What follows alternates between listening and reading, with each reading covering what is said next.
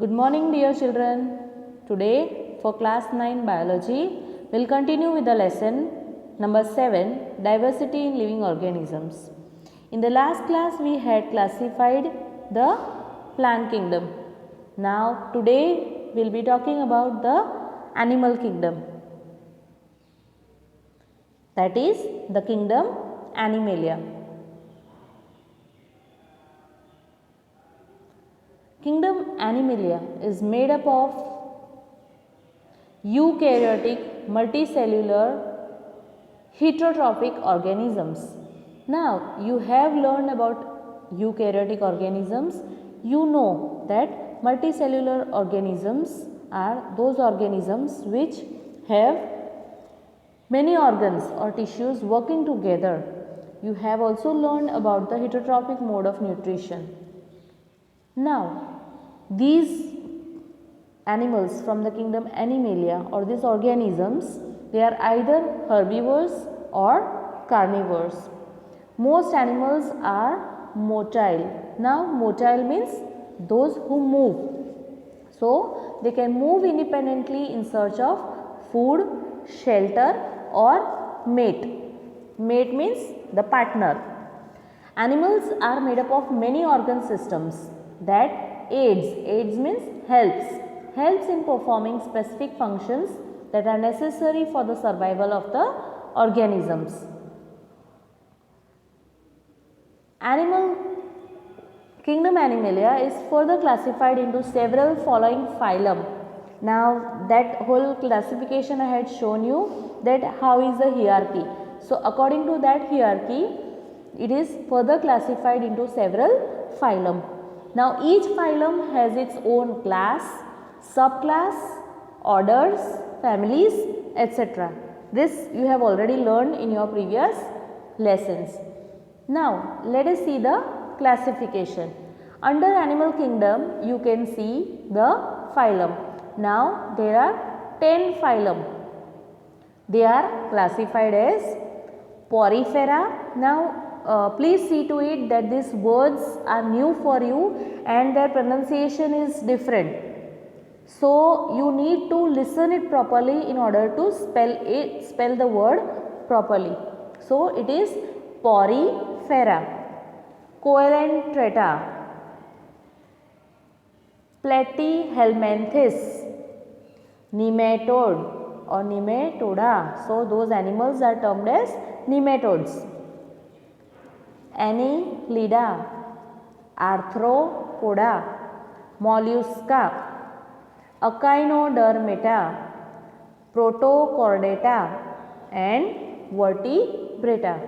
So these are the 10 sub-classification phylum under the kingdom Animalia. Now we will go into detail about each of these phylum. Today we will be dealing with only 4 of these phylum. The others we will be talking about in the next videos. Now let us talk about the phylum Porifera. So what are Poriferas? These are non-motile animals. Non-motile animals means those which do not move from one place to another in search of food, shelter or mates. That does not mean that they are plants. They belong to the animal kingdom only, but they do not move. They are attached to some solid support which comprises of spicules of calcium carbonate and silica. Now I will talk about what are spicules in the next slide. Let me proceed further, that there are holes or pores all over the body. So you can see holes over the body of this organism. These leads to a canal system that helps in circulating water throughout the body to bring in food and oxygen. तो उसकी जो ज़रूरतें हैं वो कैसे पूरी होती है? Through those holes. So the circulation takes place. Animals are covered with a hard outside layer or skeleton which comprises of spicules of calcium carbonate or silica. They have very minimal differentiation and division into tissues. As you have learned about the work or labor that is distributed among organisms, so here there is very minimal means less differentiation and division into tissues. So example of these organisms are sponges. So before we see the picture of sponges, let me talk about what are spicules.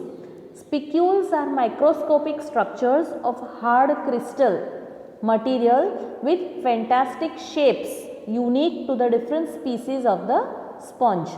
So they are part of the skeleton that helps give the sponge its shape. You have learned about the skeletal system in vertebrates. So here they are not vertebrates, but they have a structure which helps to give shape to the sponges.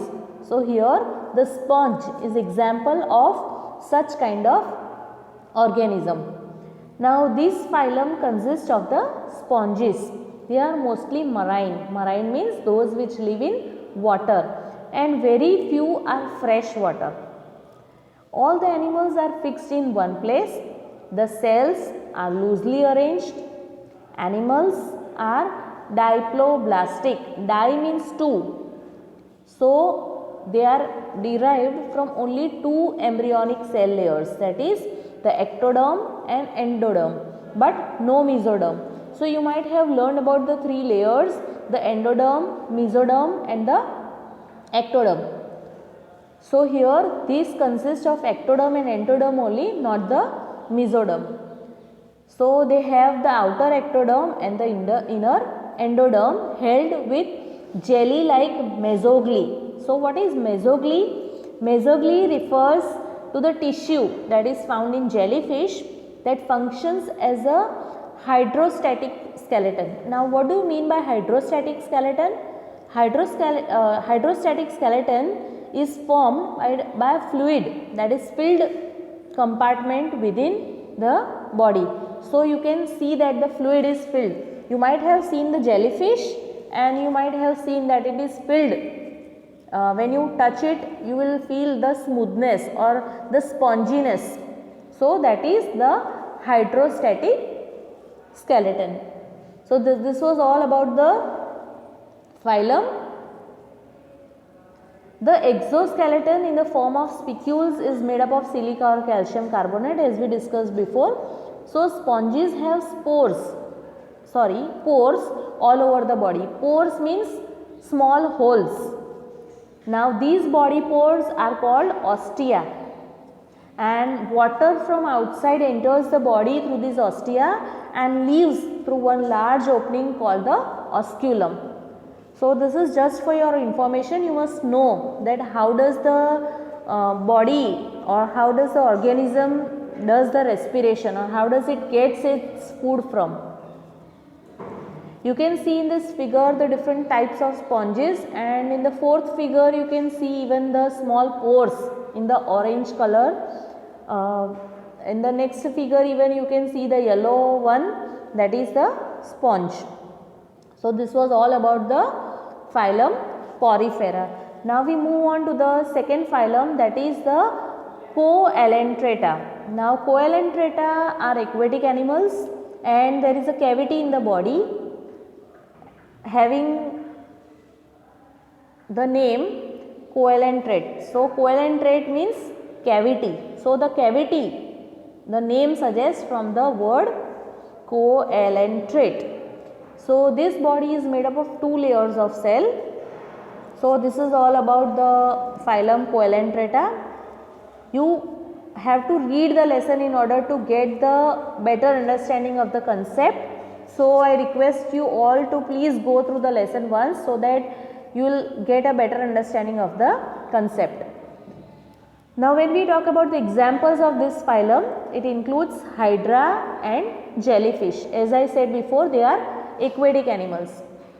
So here you can see the figure of hydra and jellyfish. So this belongs to the phylum Coelenterata. Now we move on to the next phylum, that is Platyhelminthes. Now when we talk about this phylum, the body is bilaterally symmetrical. Bi means two, meaning that the left and right halves of the body have the same design. You might have seen the freehand design, and you might have seen that on both the sides they look same. So there are three layers of cells from which the differentiated tissues can be made, which is why such animals are called triploblastic. You might have heard about the word diploblastic in the previous phylum. So this forms the triploblastic. There is no true internal body cavity or coelom in which well developed organs can be accommodated. So here these organisms do not have a cavity. Cavity means hole. So the body is flattened dorsiventrally. Dorsiventrally means from top to bottom. That is why these animals are called flatworms. From the name itself you can understand that they are termed as flatworms. They are either free living organisms or they are parasitic. You have learned about the parasitic mode of nutrition, and you have learned how the parasites, they depend on the other animals for their food. So examples of this phylum are Planaria, liver fluke and sea anemone. You can see these organisms in the figure. The first one is the Planaria, the second is the liver fluke, and the third is the sea anemone. So this is all about the phylum Platyhelminthes. Now we move on to the fourth phylum, that is the Nematoda. So these organisms are termed as the nematodes. So what are nematodes?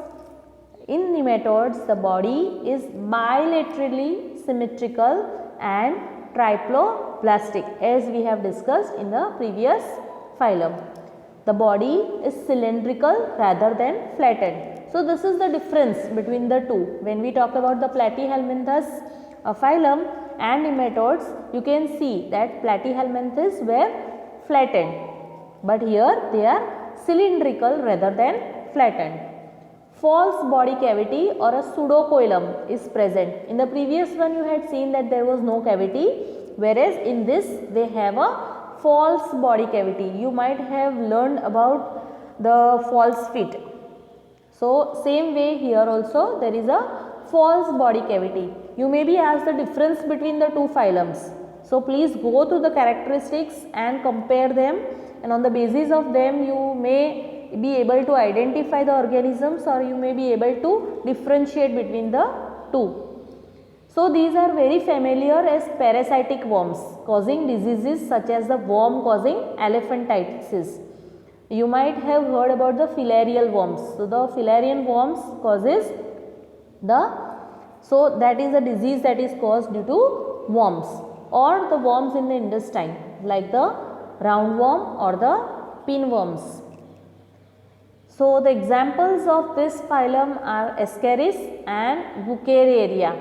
So the names are different for you, they are new for you, but you need to learn how they are spelled.